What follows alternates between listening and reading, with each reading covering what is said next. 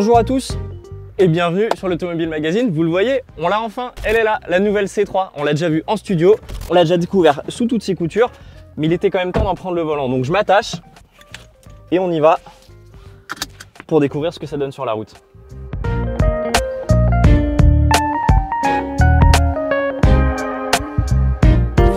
Bon alors, verdict, parce que oui, chez vous ça fait 3 secondes, mais nous on a quand même fait 150 km depuis la dernière fois, donc ça y est, j'ai engrangé un peu d'expérience au volant de la voiture et je peux vous faire mon premier ressenti. Et ben mon premier ressenti en fait, c'est qu'on est au volant d'une voiture franchement polyvalente. Citroën a réussi à faire quelque chose d'assez bien conçu, bien fini, assez homogène pour qu'on puisse sans problème s'aventurer en dehors de la ville sans avoir peur. Cette polyvalence, on la doit à plusieurs choses. Premièrement, il y a évidemment le moteur. Le moteur de base sur cette voiture, c'est le 1,2 litre PureTech 100 chevaux. Bon, normalement, 1 litre de PureTech, ça fait peur. Ici, a priori, il a été fiabilisé et il a une distribution par chaîne, plus par courroie. Donc, normalement, ça devrait aller. Je ne peux pas vous dire ce que ça donnera dans 100 000 km, évidemment, puisque moi, j'ai une voiture neuve. Mais, en tout cas, ils ont travaillé dessus. Ils nous ont assuré que ça allait aller. Donc, on verra dans quelques années ce que ça donne. Mais ce PureTech 100, il est plutôt agréable. Je trouve qu'il fait la blague sur route parce qu'on a assez de peps. Et ça, c'est surtout dû au fait qu'on a une boîte manuelle à 6 vitesses, c'est la seule transmission disponible avec cette motorisation, dont les premiers rapports sont assez courts. Donc en fait, on a un peu de patate, on peut accélérer, les reprises sont pas ridicules, c'est pas mal du tout et ça crée du coup cette polyvalence dont je vous parlais et on peut s'aventurer sur la route et sur les voies rapides vraiment sans aucun problème. Et c'est une boîte 6, donc la dernière est un peu plus longue que les autres, ce qui permet de faire baisser le régime moteur, donc au bénéfice de la consommation, mais également au bénéfice du bruit dans l'habitacle. Parce que globalement, c'est un peu là où on voit que Citroën a fait des économies. L'insonorisation n'est pas incroyable. On le sent parce qu'il y a pas mal de bruit d'air à partir de 70-80 km/h et au-delà de 100 km/h, ça devient vraiment perceptible. Il faut un peu élever la voix si on veut se parler tranquillement. Il y a quelques petits bruits de roulement et il y a pas mal de résonance des suspensions. Et c'est cette résonance-là de la caisse, on l'entend un peu tout le temps. C'est-à-dire qu'aujourd'hui, on n'a pas arrêté de passer entre les gouttes, de se prendre des averses, etc. La météo est pas trop de notre côté. Et en tout cas, en cas de grosse pluie, eh ben, invariablement, toute la voiture est très sonore et résonne pas mal. Donc voilà, on sait bien que l'insonorisation, ça n'a pas été la priorité. Mais en revanche, ce qui a été la priorité, c'est le confort. Et pour ça, ils ont travaillé avec des suspensions à butée hydraulique. Donc, c'est-à-dire qu'une fois qu'on est arrivé en compression maximale de l'amortisseur et du ressort, et ben en fait, on a encore, c'est comme si on avait derrière encore un petit amortisseur et un petit ressort qui permettent d'absorber les plus gros chocs. Ce qui fait que quand on arrive en butée, et ben au lieu d'avoir quelque chose de sec qui cogne, on a quelque chose de plus smooth, de plus doux et qui dissipe un peu mieux l'énergie. Donc en fait, c'est très agréable au quotidien. Et ça permet surtout voilà, de moins se faire chahuter dans l'habitacle. Le confort de suspension est réel à tous les niveaux, c'est-à-dire que qu'on roule à basse vitesse, qu'on roule à haute vitesse, franchement c'est assez bluffant. Alors bien sûr on n'est pas sur le niveau d'une C5X, on reste dans une citadine, mais malgré tout ça fonctionne pas mal du tout, c'est quand même super agréable.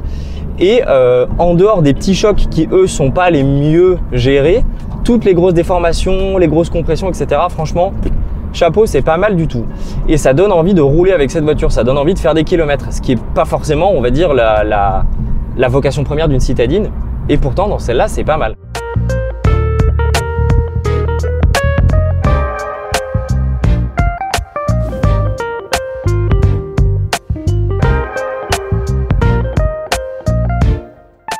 En tout cas, c'est, à mon sens, plus confortable qu'une Clio, par exemple.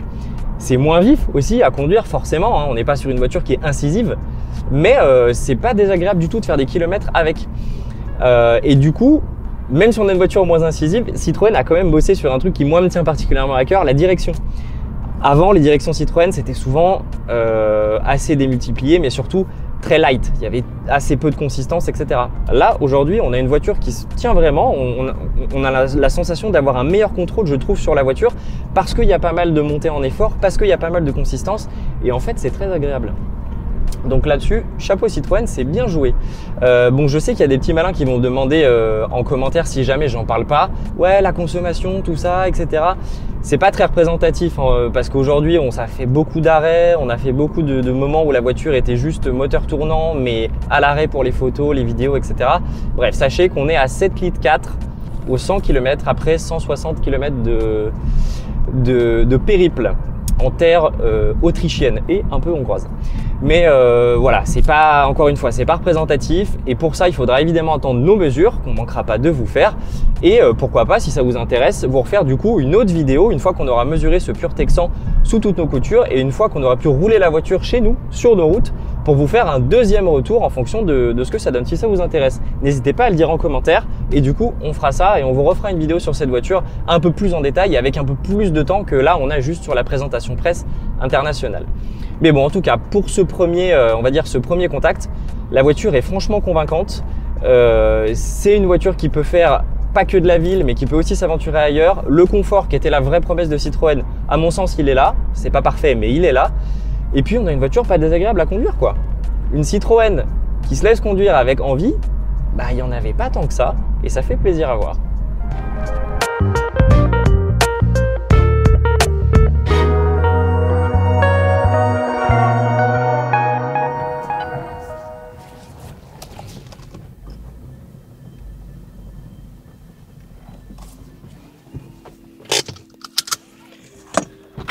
Bon, après ce premier contact, plutôt positif, non, le retour?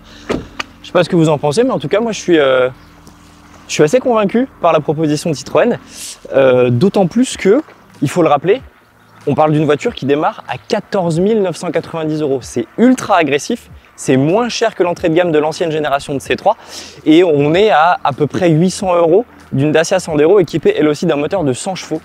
Franchement, à choisir entre les deux, je crois que je mettrais bien les 800 € pour celle-ci parce que en termes de prestations routières, on est quand même un petit cran au-dessus.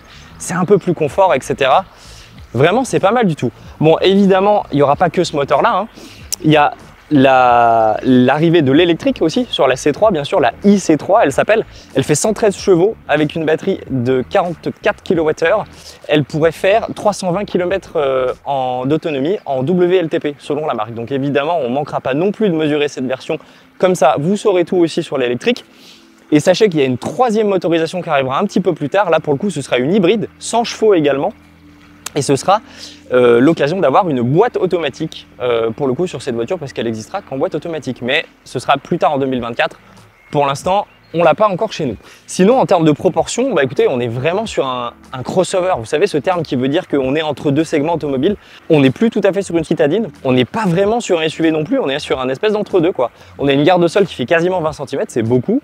Mais pour le coup, les proportions fonctionnent très bien. Moi, je trouve ça assez harmonieux. Il n'y a pas vraiment de lourdeur, etc. On est sur 4,01 m en longueur, donc c'est à peine 2 cm de plus que la génération précédente. 1,76 m de large, ça va passer dans tous les parkings, là-dessus il n'y a absolument aucun problème. Puis c'est plutôt sympa, non? C'est une bouille plutôt cool. Il y a pas mal de gens qui regardaient un peu la voiture de façon intriguée sur l'essai, c'était assez rigolo à voir. Mais je trouve que ça fonctionne pas mal. Bon, là vous le voyez, on est sur notre finition max, il n'y a que 2 niveaux de finition, donc on est sur le niveau supérieur. Il y a les barres de toit, il y a les jantes en 17 pouces, alors qu'elles sont seulement en 16 pouces et en tôle sur la version d'entrée de gamme. Mais bon, globalement, toutes les C3 vont se ressembler un peu de l'extérieur et c'est pas mal. Et on a aussi quelques petits détails rigolos. Alors c'est de la personnalisation très fine et très petite, hein. Mais par exemple, il y a ces petits U-clips qu'on peut changer à l'envie si on veut, hein. Ça s'enlève relativement facilement. Regardez, voilà, hop, j'en ai un dans la main là. Il y a plusieurs couleurs et du coup, on peut faire un truc assez contrasté avec la couleur de carrosserie qu'on aura choisie. Ce qui serait marrant, c'est qu'on puisse vraiment les personnaliser à 100%. Ce serait drôle que sur leur site, que sur le configurateur Citroën par exemple, il y a un truc où on puisse configurer ça avec, je sais pas, un message, une couleur qu'on veut, un drapeau, n'importe quoi. Ça pourrait être assez sympa, je trouve. Voilà, en tout cas, sinon, cette C3 pour l'extérieur, si vous voulez voir le coffre, vous l'avez déjà vu normalement si vous avez vu notre vidéo en studio de la voiture. D'ailleurs, je vous mets le lien juste, je sais jamais si c'est à droite ou à gauche. Le lien sera au-dessus, n'hésitez pas à aller voir. Il fait 310 décimètres cubes. C'est parfait pour tout notre barda photo, vidéo et 2 jours d'affaires et d'habillement. Il est assez profond, donc profond en hauteur, j'entends, pas spécialement dans ce sens-là, mais en hauteur en tout cas. Donc, faut pas mal lever pour charger des choses lourdes dedans, mais en revanche, il y a vraiment de quoi mettre en termes de capacité. Donc, c'est pas mal. Bon, pour finir, on fait un petit tour à l'intérieur, je vous montre comment c'est.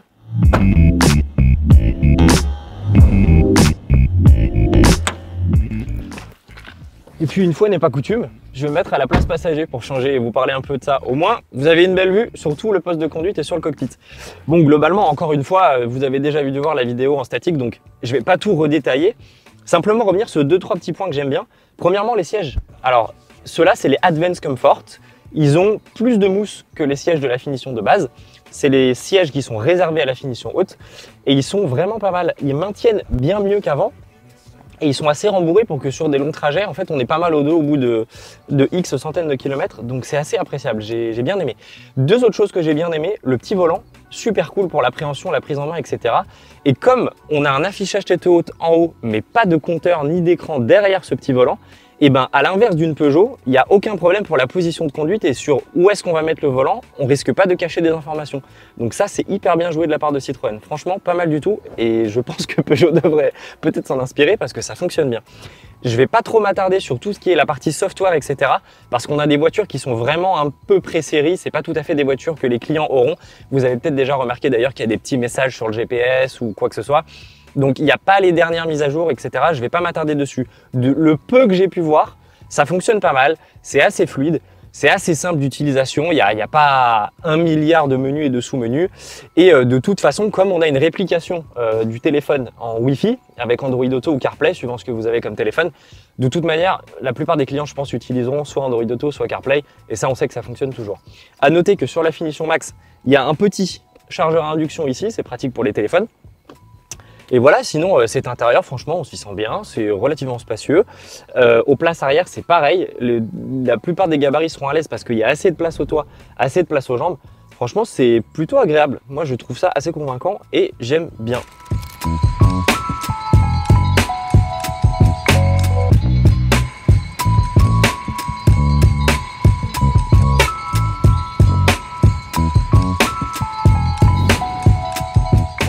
Et voilà, c'est déjà la fin, déjà la conclusion de ce premier contact, ce premier essai de la nouvelle Citroën C3.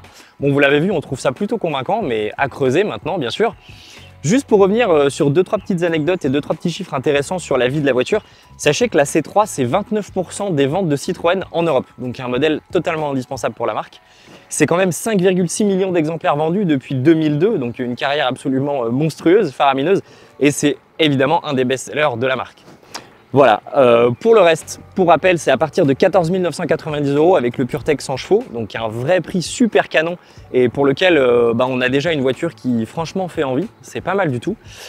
Comptez plutôt 19 000 € pour la version Max haut de gamme, mais sachez qu'il n'y a vraiment que les équipements qui changent, c'est l'écran 10,25 pouces parce qu'il n'y en a pas sur la version de base, c'est la clim automatique, c'est la caméra de recul, enfin bref, c'est de l'équipement.